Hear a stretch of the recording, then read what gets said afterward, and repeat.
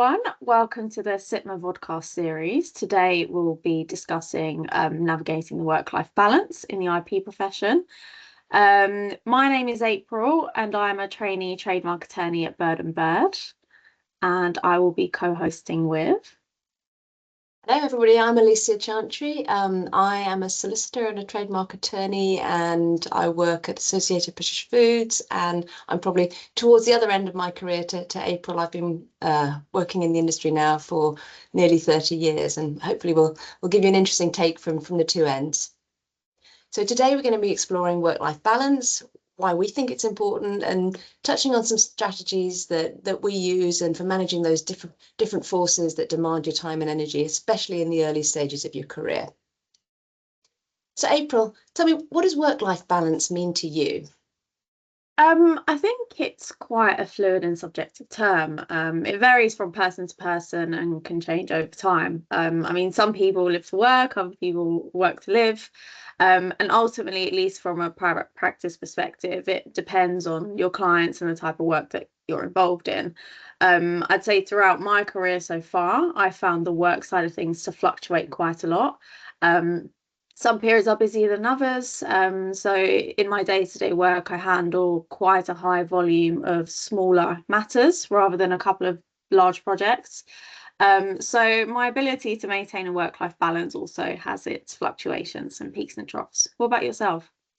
Yeah, so certainly, I guess looking back, there's definitely been times when work has dominated and life's had to take a bit more of a backseat, and vice versa. You know, if I think back when I was studying for my exams or perhaps focusing on career development, stepping into new roles, those times were, more challenging from a work perspective. But definitely, in the early years of having children, all I could focus on was getting the day job done, and I just didn't have a huge amount of mental capacity to take on other pieces. So the pendulum definitely swings. I'm now at a time in my career when I've got a bit more time for developing myself and more energy to take on new challenges. And then within that, there's been lots of, I guess, peaks and troughs along the way. So it's definitely many different things happen at different times. Absolutely. So why do you think it's so important that we get this right? I think the key reason is that burnout is very common in the legal profession as a whole, but particularly with the IP field itself, it's very, very deadline driven, probably more so than most other practice areas. And so it's quite easy to feel like you're on a constant treadmill of deadlines and matters, particularly if your client or employer, if you're in-house, has a very large trademark portfolio or they have a bunch of ongoing disputes. And if you don't look after yourself, you're not going to be in the best place to look after your clients' portfolios or your employer's portfolios or work. So it's definitely important to have a healthy work-life balance. Yeah, I mean, I totally agree. I think there's a huge value both to the employer and to the employee. And, if you're thriving rather than surviving, you're going to be in a much better place. I know when I'm tired and I'm stressed, it has an impact on my body, it has an impact on my family life and my professional work. I'm much more likely to make mistakes. I struggle to see the bigger picture. My go-to is to put my head down and deal with all the smaller matters that I feel I can get through quickly. And what I tend to avoid are the bigger strategic and more important projects. Absolutely. So how does this impact you at this point of your career then? I guess so. I've had the benefit of time looking back now to remember those challenges when I've had to juggle things like my CITMA exams with my day-to-day role. And I remember that feeling that huge relief when I completed that. But now I reflect that I think I thought that was going to be the biggest hurdle. And now I realize that there are multiple times when you will step up into new roles or take on new projects. Perhaps you've got additional parental or carer responsibilities.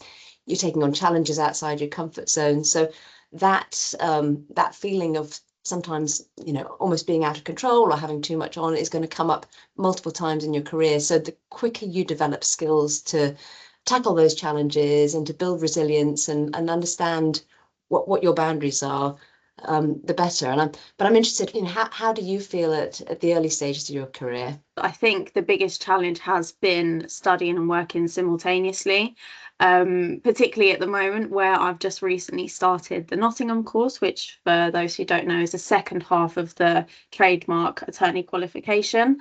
And I'm very fortunate to have support networks within my firm and through CITMA as well. But I've had confidence issues and struggles sometimes to balance both. But I think it ultimately boils down to having a routine, communicating with your team at work as well, as to whether your boundaries and how much work you can or cannot take on. So it definitely has been a learning curve, but one that I'm willing to or have taken on with both hands. What about yourself? Yeah, so I can still really clearly remember, even though it's been a while ago, the challenge of juggling my CITMA exams alongside my day-to-day role. I think I was fairly pregnant when I took the final exams and thinking, I've got to get this right. But once I've done this, this is going to be such a massive hurdle, and it will be easier. In reality, I think it's worth remembering this is a massive hurdle and a really big stepping stone in your career. But these sort of challenges can impact you at any time in your career. For example, when you've got additional parental or care responsibilities, when you're stepping up into new roles, taking on new projects, or perhaps a really big matter for a client or a big piece of litigation. And so the earlier you develop those skills to build resilience, they'll be applicable across multiple different stages in your career. The exams are a big point, but you'll learn so much through that you'll continue to use as you go on through your journey.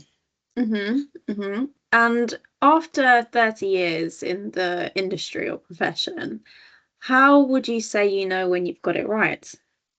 It's a great question.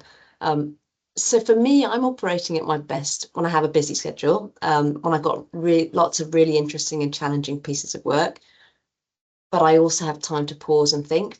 And for me, that's being able to get out of the office, go for a walk at lunchtime, make sure I'm doing some exercise, if I'm eating well, if I'm having enough time with my family, all of those things play into. And if I'm doing all of those things, actually, I'm at my creative and do my best thinking. Often when I'm out on a dog walk or outside of the office, walking around Russell Square because it's right next to where we are. So for me, I know that if those things start to slip, then I start to feel stressed. I don't eat as well. I'm more short-tempered. So little subtle signs, but for me, keeping those kind of the rhythm of my day to being able to do those things, definitely for me, that's really important in terms of my work-life balance and also getting my job done well and being on good form for everybody. Makes sense. So April, how do you know when you've got it right? So I'm quite similar to you. I agree that I feel my best when I'm busy and I have a few things ticking at the moment, but also have time to take a break and have a think about matters. And I usually do take that break to just reflect on my week on like a Friday afternoon or evening. I like to make a list of what I need to prioritize for the following week on Monday or Tuesday. So that really works well for me. So then I can take a break over the weekend, but when I start on Monday afresh, I already know what I need to prioritize and triage. So that works incredibly well. Other things, just having a routine that works for you, prioritizing certain tasks that you do that you have to do weekly, such as watches. I tend to do them towards the mid/end of the week. So it just absolutely depends. With my studies, again, this is just personal to me. I prefer to study over the weekend or in the late evening, so it doesn't interfere with my client work. But it fluctuates, I'm I don't stick to my routine religiously. So it ultimately depends on what I've got going on. Yeah, I think it's, this really draws out the point that it's very personal to the individual, what works for them. And a huge piece of that is reflecting on what works well for you. What are the pieces that you need as an individual? For example, I'm a morning person. I'm at my best early in the morning, but by the end of the day, my brain doesn't work as well. So ideally, I'll get up as early as in the morning as anyone needs me to. But by the end of the day, it's not the best time for me to be doing complicated tasks or engaging with other people. I'm the opposite, actually. I tend to be quite a night owl. So it's interesting how both styles work. Yeah, well, luckily we've got this in the middle of the day, so hopefully we're both within our best points. So what skills do you think you need to be able to develop as in the early stages of your career to really manage your work-life balance? I think there's two, especially at trainee level. So the first one is technical competency. The better or more structured your technical knowledge is, the more efficiently you can complete tasks and the better you can manage your workload. But as a trainee, I think that's quite difficult to achieve at this stage, which moves me on to the second skill, which is communication. And I kind of referred to it earlier or alluded to it earlier when I spoke about setting boundaries, communicating to your team how much work you can take on, or asking your fellow colleagues, what the deadline is to complete a certain piece of work. And if there's wriggle room on that deadline, I found that a very, very useful skill to help me manage my work-life balance. And again, it kind of ties into when I make my list of what I need to do on a Monday. If there's something that I can push over to the Monday morning first thing, for example, then that will kind of help me move things around on Friday and prioritize the more time urgent tasks. And that communication, and particularly in relation to deadlines, is very important because, as I said, the IP profession is extremely deadline driven. And some deadlines are hard deadlines that you really need to meet. Others, there's a little bit of wriggle room. So I'd say technical skills and communication are definitely the most important skills for me at this stage that have helped to manage my work-life balance. But aside from that, what else do you think is useful? Yeah, I mean, I think communication is absolutely key.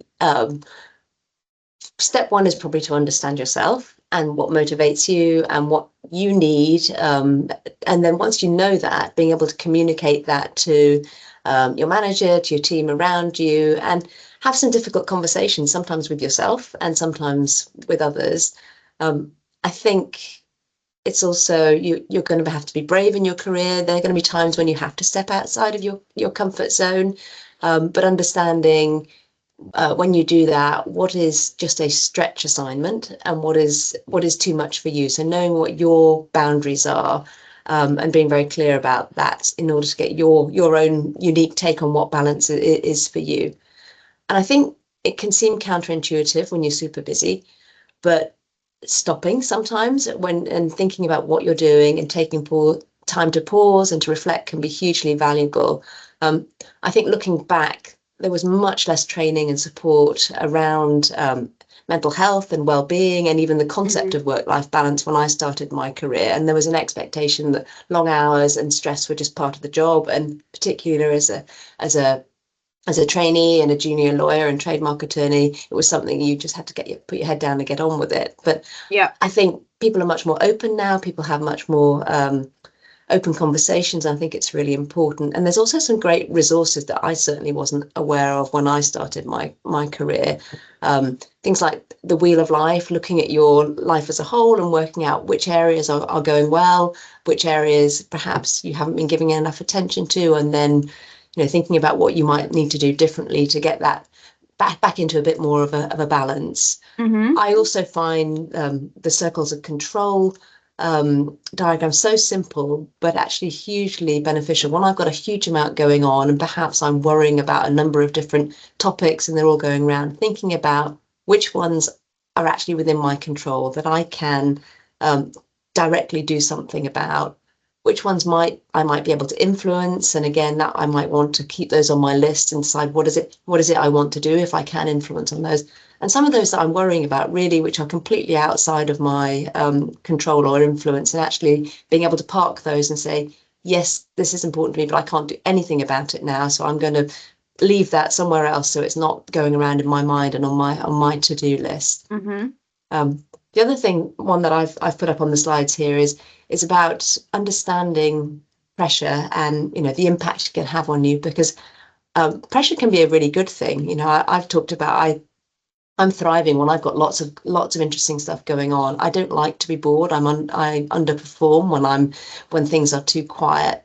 But understanding when that pressure is too much and it tips you from, what I would call stretch into strain. And if you're not getting a chance to then fall back into that more comfortable position, and obviously, if pressure continues to increase and you don't have an outlet for that, that's what leads to burnout. So understanding where your boundaries are in terms of the amount of pressure, where you thrive, and what actually are the tipping points for you. Mm-hmm. Mm-hmm. And I think it's just really important to develop these skills yourself to manage your work-life balance. Yes, there is a responsibility on your employers to look out for you, but unless you're able to communicate your needs and talk to your manager about them, your organisation may not know what's going on for you. And if they don't know what's going on for you, they can't take steps to address that or to discuss it with you and look at what opportunities there are to support you through that.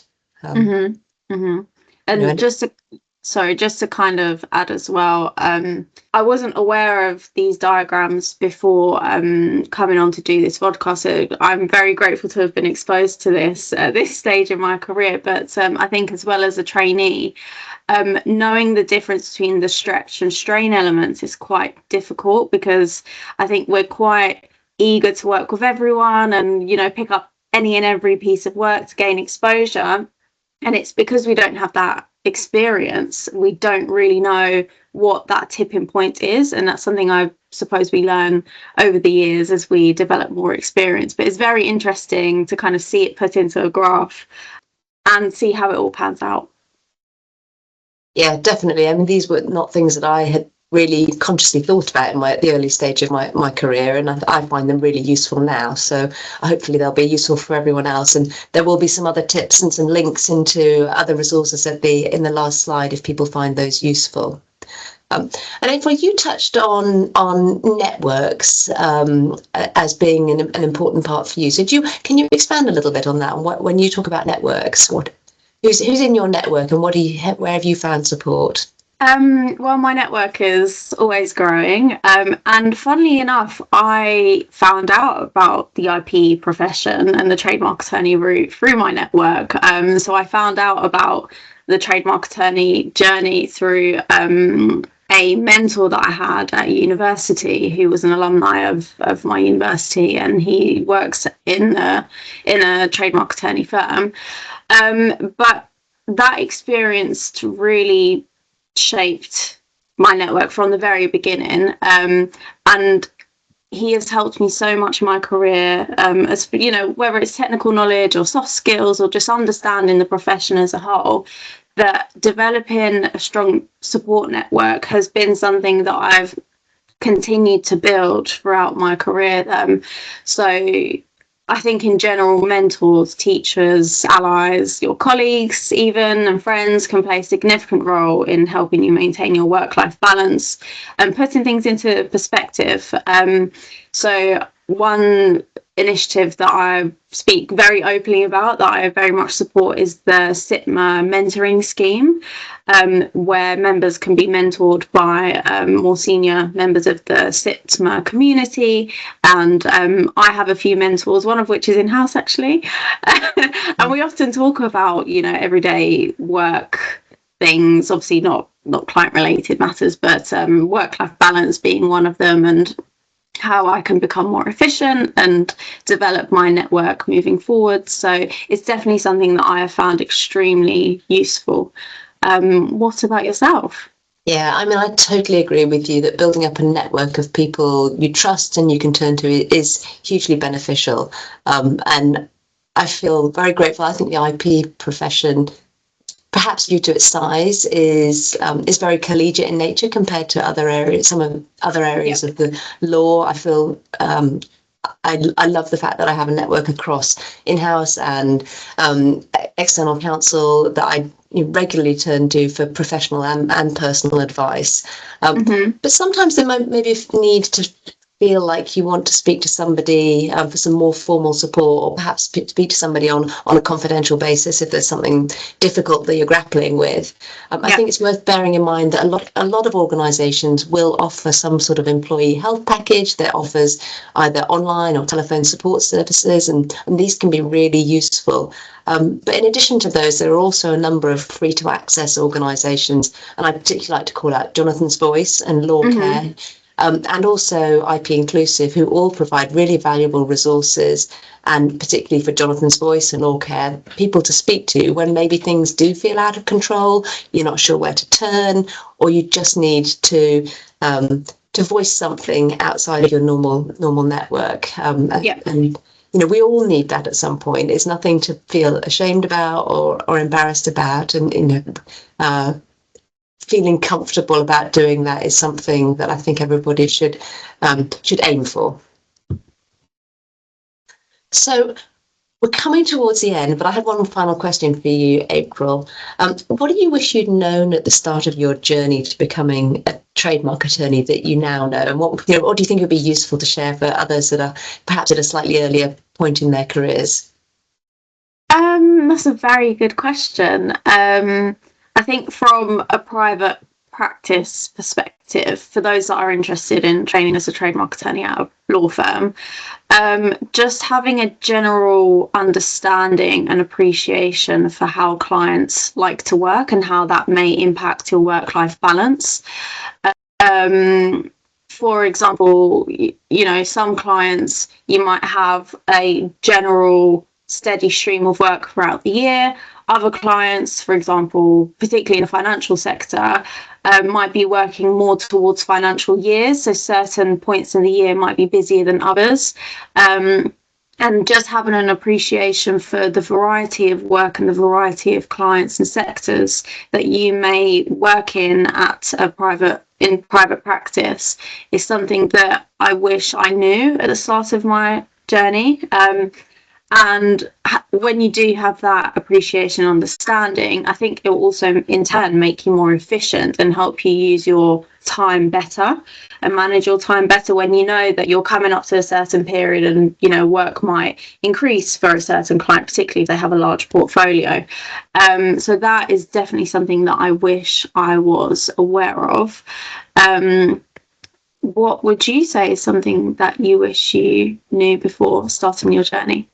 Yeah, I think probably the value of networks is something that I didn't focus on as much at the beginning of my career. I was so focused on doing a good job, getting through the inbox, that perhaps I didn't spend as much time on that as I should have done. But over time, I've definitely learned that through a lot of good advice from mentors and line managers and other people who shown the benefit of that.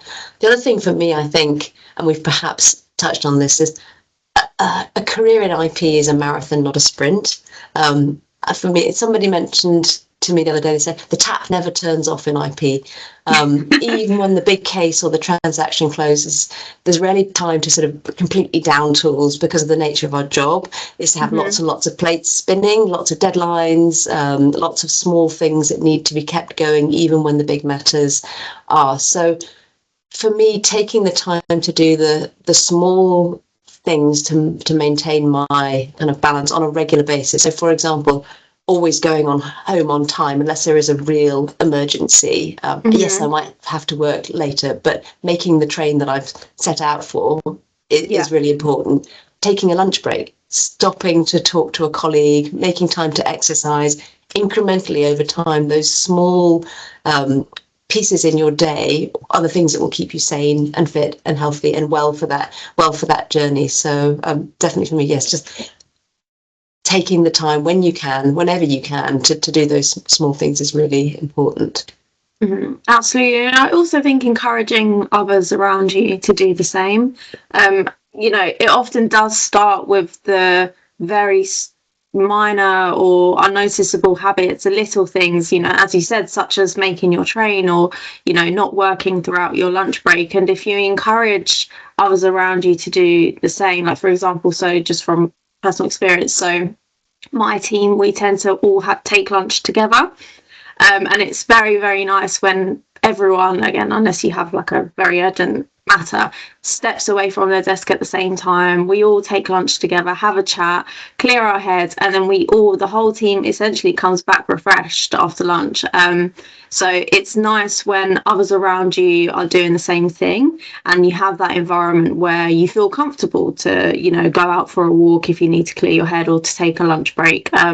So having a work culture as well that supports that is just as important. Yeah, I totally agree. Totally agree. Okay, so we are at the end of our podcast episode. Thank you for listening. So just to conclude, really, work-life balance is quite a dynamic and personal concept. It's essential to find out what works for you and to communicate your needs effectively, as we've touched upon. And yeah, I hope you found this discussion useful. Yeah, thank you for joining us today, and go well, and good luck with your careers.